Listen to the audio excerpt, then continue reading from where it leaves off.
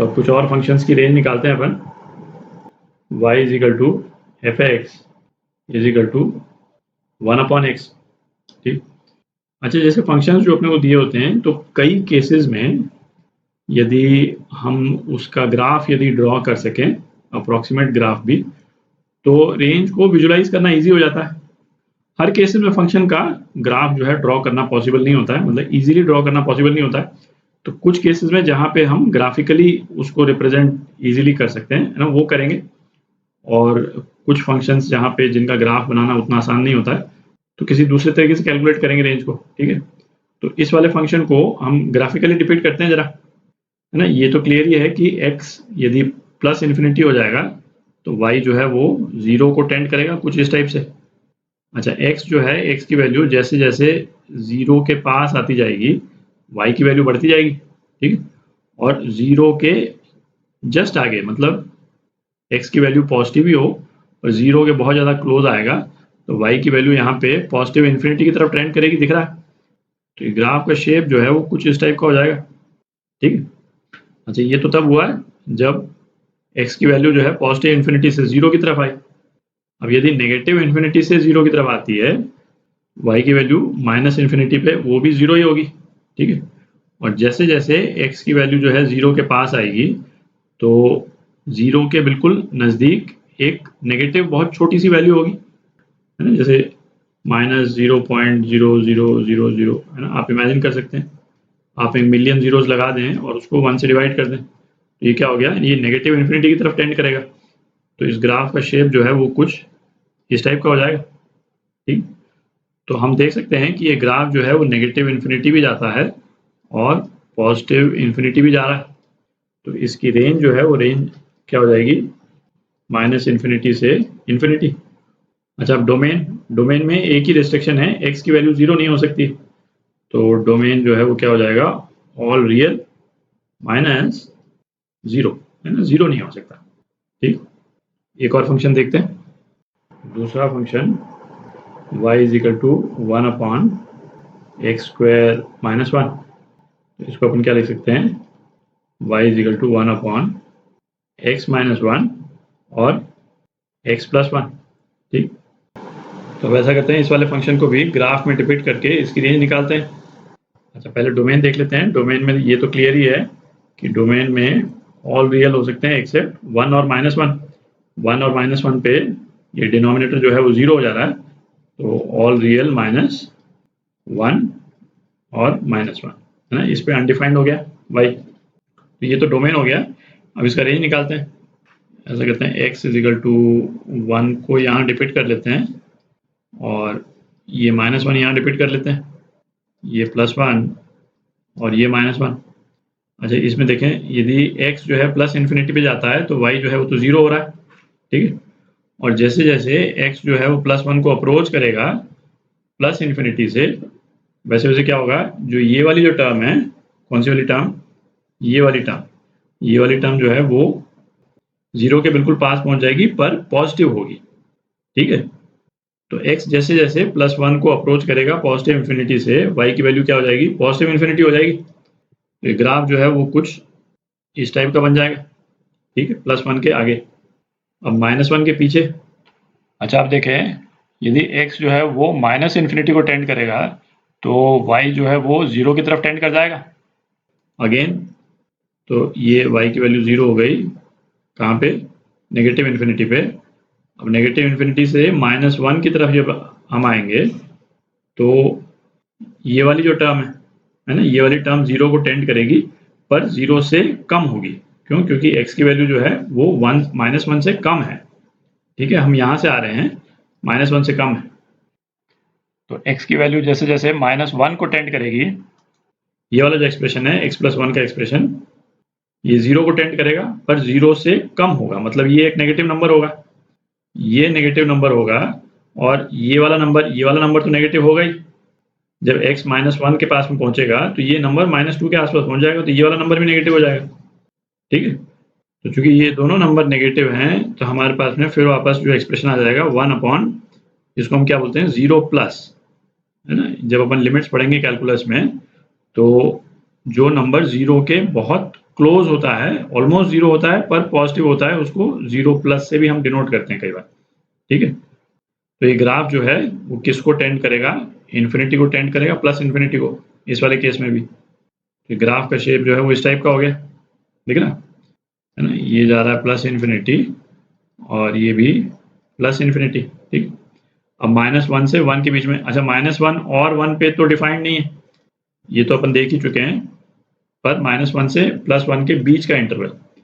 तो इसमें आप देखें पहले तो x = 0 यदि हम डाल दें तो क्या आ जाता है, -1 आ जाता है, ठीक है। x = 0 पे y -1 है। और अब x = 0 से यदि हम +1 की तरफ जाते हैं तो इन ब्रैकेट्स में जो सेकंड वाला ब्रैकेट है वो पॉजिटिव होगा और फर्स्ट वाला ब्रैकेट जो है वो नेगेटिव होगा, और फर्स्ट वाला ब्रैकेट नेगेटिव होगा और 0 की तरफ टेंड करेगा। तो ये ग्राफ को कहाँ ले जाएगा, नेगेटिव इन्फिनिटी की तरफ ले जाएगा, ठीक है। और इसी तरह से है ना, आप करके देख लें, x जब -1 की तरफ टेंड करेगा तो सेकंड वाला जो एक्सप्रेशन है वो 0 के पास पहुंच जाएगा। सेकंड ब्रैकेट वाला एक्सप्रेशन जो है वो 0 की तरफ टेंड करेगा पर ग्रेटर देन 0 होगा, मतलब पॉजिटिव नंबर होगा, और सेकंड वाला ब्रैकेट अगेन नेगेटिव हो जाएगा। तो x = 0 से जब हम +1 और -1 की तरफ जाते हैं तो ग्राफ जो है वो नेगेटिव इन्फिनिटी को टेंड करता है। तो ग्राफ जो है वो कुछ इस टाइप का हो जाएगा, आप देख लें। तो अब इस ग्राफ को देख करके ये जो फंक्शन है इसकी रेंज यदि हम लिखते हैं तो नेगेटिव इन्फिनिटी से हम आते हैं, नेगेटिव इन्फिनिटी है ना, यहाँ से आ रहे हैं नेगेटिव इन्फिनिटी से कहाँ तक आए हम, -1 तक, ठीक है। और यूनियन 0 से कहाँ तक गए, प्लस इन्फिनिटी तक, ठीक है। ये वाला पोर्शन, ये ऊपर वाला पोर्शन। अपन दो केस देखे जहाँ अपन ने ग्राफ यूज किए, पर ये जो सेकंड वाले क्वेश्चन को करते समय अपने को ये तो लग ही गया होगा कि ये तो फिर भी सिंपल सा एक्सप्रेशन था, है ना, कि हर केस में ग्राफ बनाना उतना आसान रहता नहीं। तो बिना ग्राफ को यूज किए हम रेंज कैसे निकालते हैं, है ना, उसको भी देखते हैं।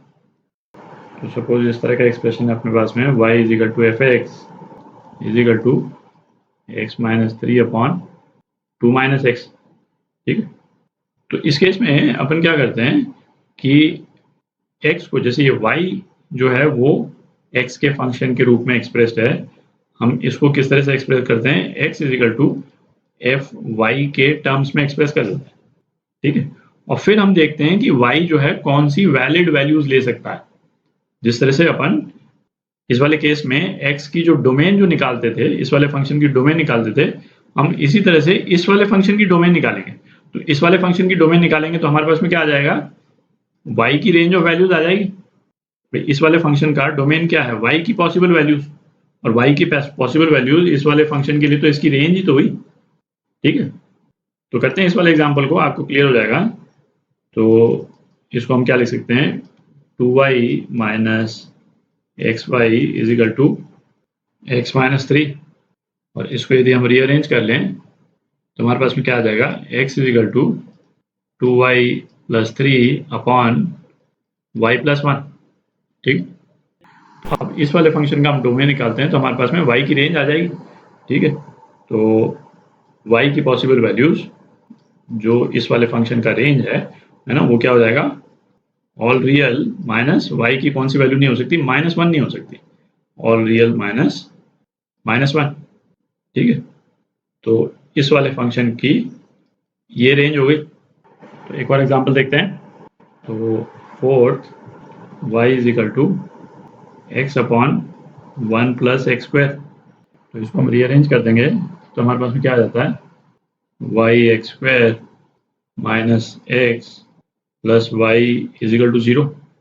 हमारा एम क्या है, x = f(y) के टर्म्स में लिखना है हमको, ठीक है, ताकि इस वाले फंक्शन की हम डोमेन निकालेंगे तो y की पॉसिबल वैल्यूज आ जाएंगी अपने पास में। तो ये x की क्वाड्रेटिक इक्वेशन है, तो x की क्या वैल्यूज हो जाएंगी, 1 ± √b², 1 - 4y²/2y, ठीक है।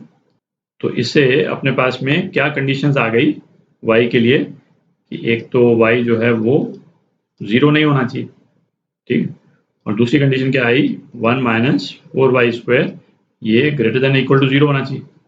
या फिर 4y² less than equal to 1 होना चाहिए, ठीक है, या फिर y² क्या होना चाहिए, लेस देन इक्वल टू 1/4।